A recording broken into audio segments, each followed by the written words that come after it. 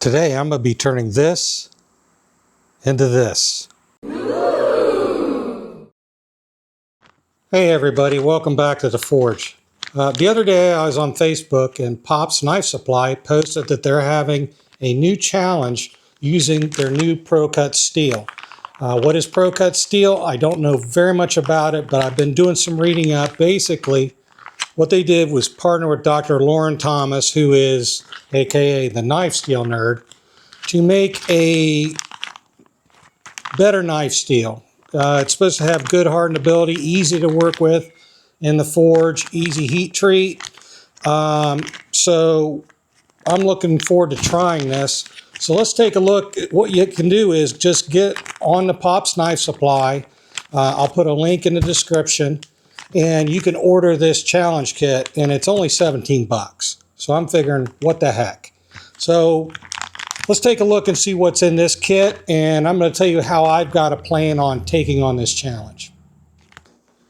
So this is what you get when you order the kit.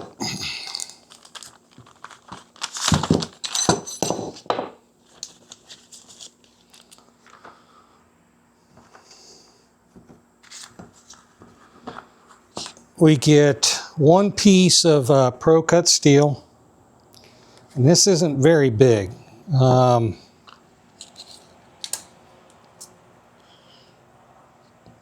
8 inches long, a little over 1.5 inches wide.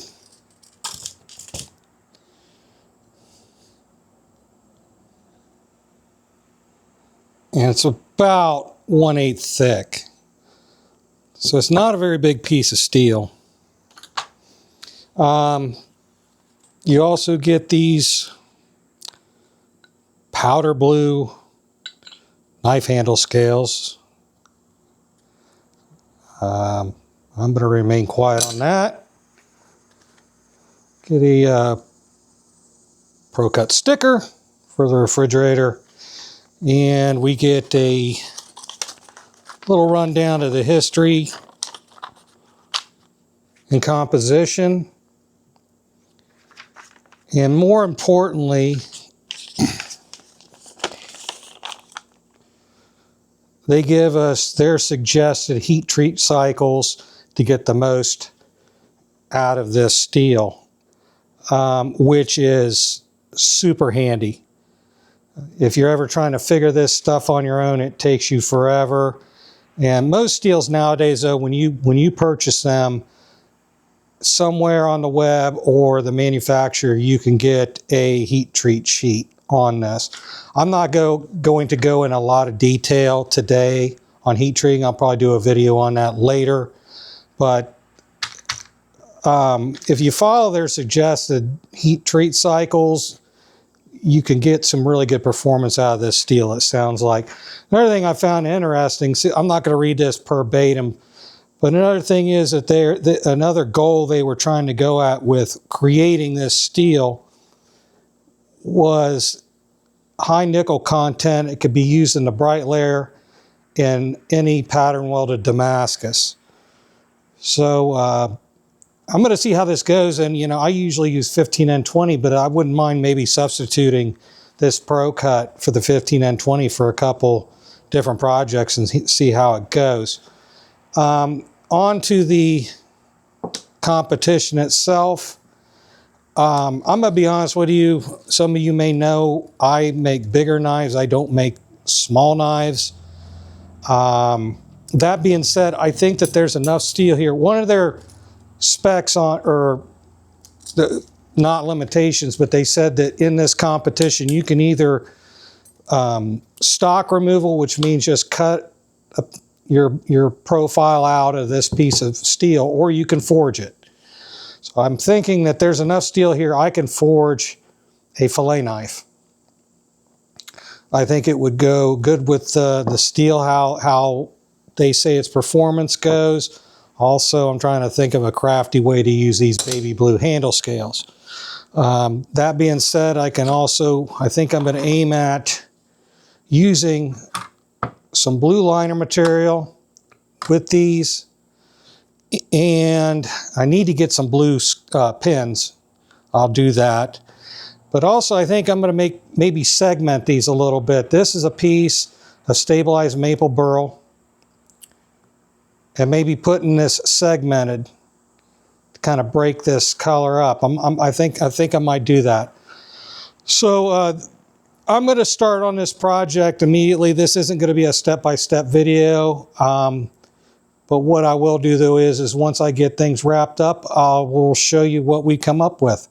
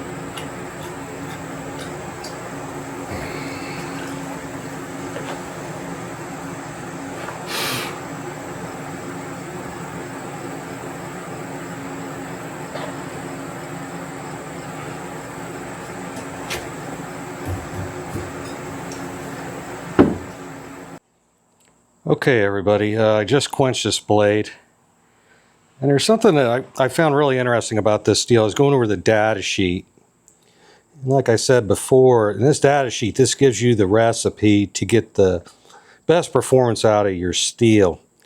And I'm not going to go into the technical details about what all these technical names mean, but you can get different properties from this steel by quenching it at different temperatures. For example, it says in here, if I quench at 1500 degrees Fahrenheit, I get better wear resistance. Versus if I quench at 1650, I get more toughness. So what I did was I wanted more wear resistance because this is a fillet knife, fishing knife. I quenched at 1500.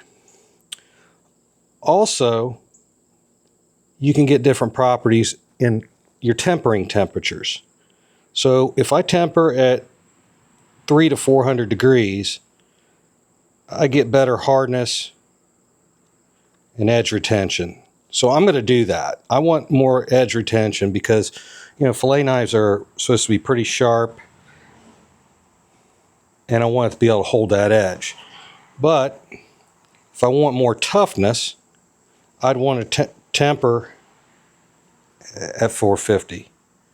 So I just thought I'd share that with you. So I'm going to start tempering here in a couple minutes and keep on going on this project.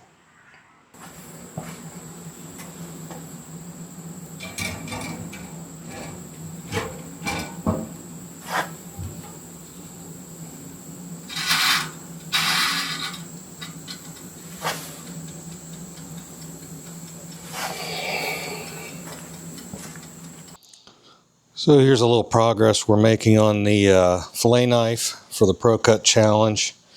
I've got the blade all heat treated, got the bevels ground in. I'm going to start doing some hand sanding here, today. Also got the scales made up, the segmented scales. Got the blue G10 liners and some stabilized maple burl. And I think that might turn out pretty good. And I got some blue pin stock in too. So goal of the day would probably be get this hand sanded, get the scales glued on, and we'll just go from there. This is the finished product, and everything turned out really nice for this project. As I stated before, this is the first time I've used Pop's ProCut steel. I was very impressed with it so far. Was really easy to use in the forge, easy to heat treat, hand sanded real easy, and it wasn't difficult to sharpen either. I need to test this out some, of course, but so far, I was really impressed with this new steel, and I am definitely going to use it more in the future. I want to thank everybody for joining us for watching this build. I also want to thank Pop's Knife Supply for opening this challenge. I'm going to be submitting this knife in a couple days and putting that on their Facebook. So if you like what you see, you can always contact me at swfknives.com. That's my website. If you want to leave a comment below, we'll get back with you. Don't forget to like, share, subscribe, and stay sharp, everybody.